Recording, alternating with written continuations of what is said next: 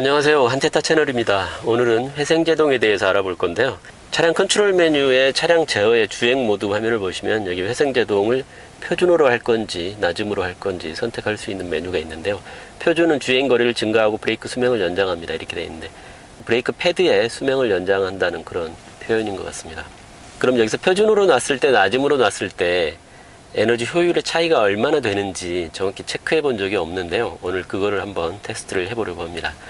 테스트를 하기 전에요, 이 회생제동에 대해서 약간만 설명을 좀 드리면, 이 전기자동차나 하이브리드 자동차 같은 경우에는 대부분 이 회생제동 시스템을 갖추고 있는데요.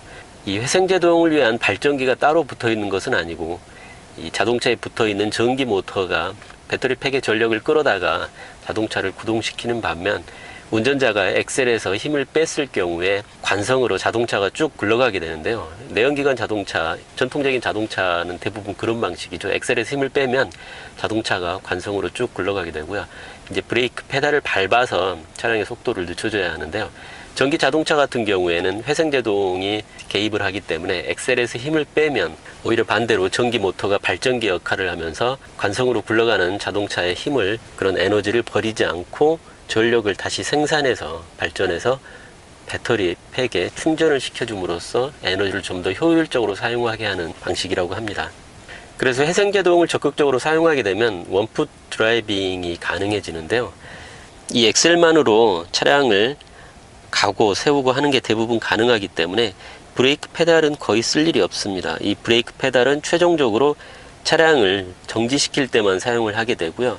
물론 비상 상황이 발생하면 브레이크 페달도 밟게 되지만 보통 그런 비상 상황이 없다면 대부분 이 엑셀 페달 하나만으로 모든 운전이 가능하게 됩니다. 그래서 회생제동 시스템에 익숙하지 않은 분들은 처음에 전기자동차를 운전할 때 좀 불편할 수가 있는데요. 차량이 좀 울컥거릴 수도 있고요. 며칠 타면서 익숙해지게 되면 훨씬 편하게 운전을 할 수가 있게 됩니다. 자, 그러면 일단 회생제동을 표준에 놓고 한번 시내 거리를 주행을 해보고요. 또 똑같은 도로를 똑같은 조건으로 낮음에 놓고 운행을 해보고 서로 에너지 효율 차이가 얼마나 나오는지 비교를 해보도록 하겠습니다.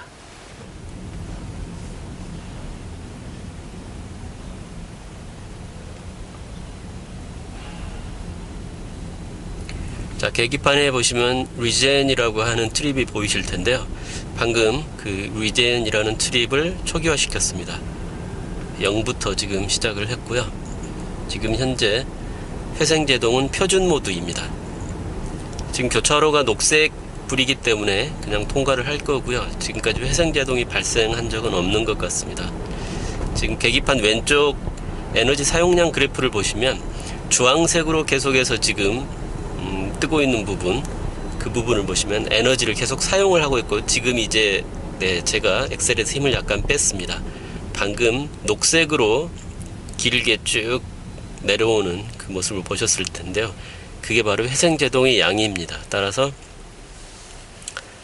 엑셀에서 힘을 빼게 되면 녹색이 나타나면서 회생제동이 발생을 하게 되고, 엑셀을 밟게 되면 주황색이 나타나면서 오히려 배터리 팩의 전력을 사용하고 있다는 표시가 되겠습니다. 이 회생제동 원풋 드라이빙에 익숙하지 않은 경우에 방금처럼 교차로 같은 경우에 너무 엑셀에서 발의 힘을 빨리 빼다 보면 차량이 너무 빨리 멈춰버리게 되는데요. 저도 처음에 그 부분 적응하느라고 시간이 좀 걸렸는데요.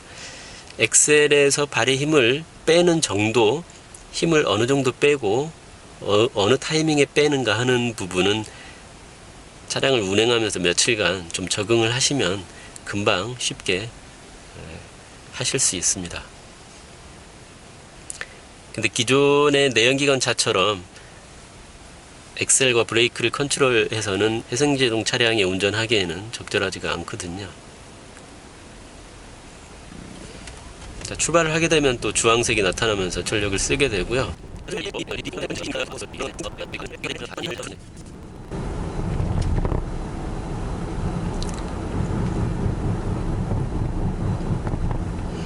지금도 앞에 빨간색 신호등이 들어와 있는데요. 이렇게 미리 뭐 이 정도 거리에서 엑셀의 힘을 약간씩 빼기 시작하면 괜찮습니다. 지금도 약간은 힘을 덜 뺐고요. 이 정도에서 완전히 엑셀에서 발을 떼게 되면은 기존의 자동차들처럼 부드럽게 정확한 위치에서 차를 세울 수가 있습니다. 사실 에너지를 가장 효율적으로 운전하는 방식은 이 노란색 또 녹색 이 양이 거의 변화가 없도록 아주 정석 운전으로 하면은 좋겠지만은 실제 이런 시내 도로에서 그렇게 운전하기는 거의 불가능에 가깝거든요. 방금처럼 교차로가 나타날 수도 있고 또 앞차가 갑자기 끼어들 수도 있고 뭐 앞차의 속도가 갑자기 줄어들 수도 있고 그런 상황이 언제든 발생할 수 있기 때문에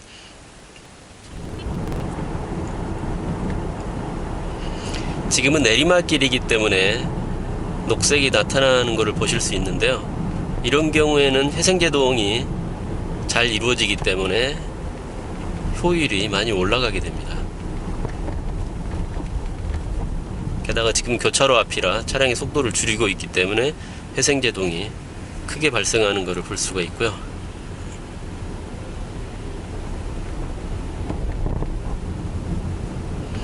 이 회생제동으로 충전하는 전력량도 무시할 수가 없는 게 지금 계기판에 보시다시피 최대 50kW까지 충전이 가능하거든요. 물론 회생제동이 발생하는 시간은 짧게 나타나기는 하지만 50kW급이면 급속 충전기 정도의 충전량이거든요. 그래서 이 회생제동으로 충전하는 양도 무시할 정도 양은 아니라고 생각을 합니다.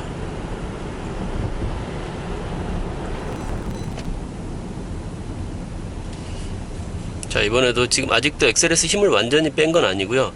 뭐 이 정도 거리에서 힘을 완전히 빼면 차량이 거의 정지하게 됩니다. 그리고 최종적으로 브레이크 페달을 밟아서 세우면 정확한 위치에 차를 세울 수가 있습니다.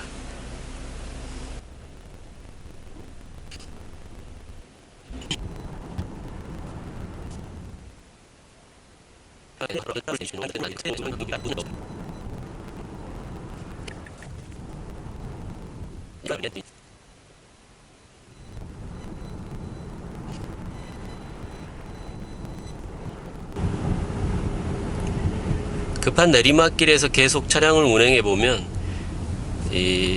지금 보시는 이 트립의 이 전력 사용량 이 부분이 마이너스로 표시가 되더라고요. 그래서 지금 계기판 화면에 전력 사용량 화면에 지금 1.6kWh를 사용했다고 나오는데요. 사실 지금 눈에는 보이지 않지만 이 부분이 주황색으로 표시가 될 때, 그러니까 전력을 사용할 때는 이 부분 숫자가 이 소수점 아래쪽에서도 올라가겠지만 녹색으로 표시될 때, 그러니까 회생제동이 일어날 때는 오히려 이 전력 사용량에서 마이너스가 생기기 때문에 결과적으로는 회생제동량만큼의 전력 사용량을 차감한 최종적인 전력 사용량이 여기에 표시되는 방식인 것 같더라고요. 그래서 이따가 회생제동을 낮음으로 두고 비교를 해보면 이 전력 사용량이 양 트립 간에 차이가 발생할 거라고 생각됩니다.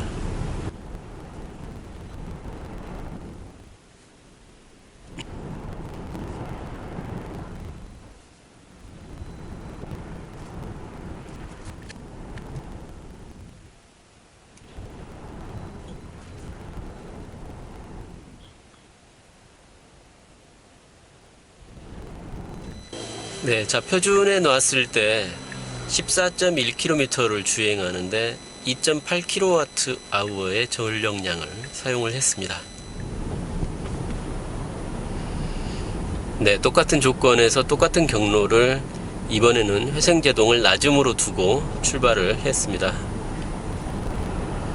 엑셀에서 힘을 뺐을 때 표준에 두었을 때는 차가 속도가 급격하게 줄어드는 것을 느낄 수가 있는데요.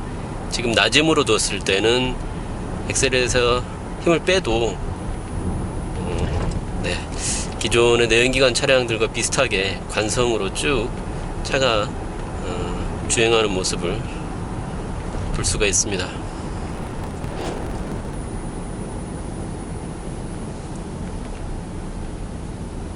지금 한참 전부터 엑셀 페달에 힘을 뺐는데도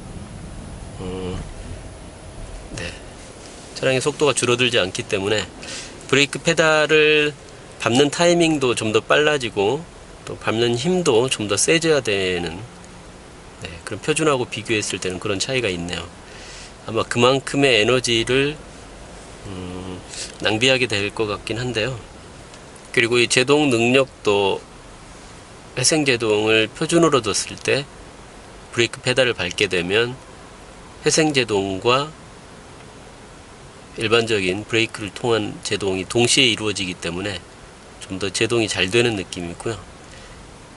회생제동이 낮음일 때는 브레이크 패드만으로 제동을 하기 때문에 브레이크가 약간 더 밀린다는 느낌을 받을 수 있습니다. 아마 이 정도부터 엑셀 페달의 힘을 완전히 빼야